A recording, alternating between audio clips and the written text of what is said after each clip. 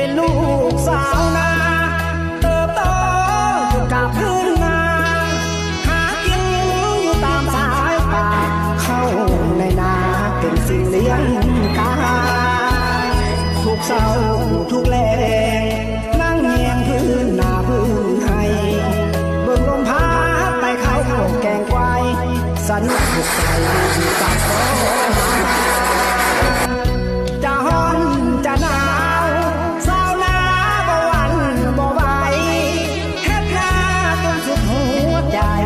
สู้สนใสด้วยใจมานาเลี้ยงวัวเลี้ยงควายไว้สวยเรียงหน้าการนาชีวิตของสาวนาทุกเพียงกายจิตใจเบิกบานนอนอยู่เพียงนาอุลาสดชื่นเต็มที่ยามลมพัดเพียงนาดังเสียงดนตรีเสพเงินยามฟ้าห้ามห้องเหมือนเสียงของเสียงกลองประสานยามเมื่อฝนมันตกกลางวันนอนหลับฝันมันยามสุขสบายสดชื่นเบิกบาน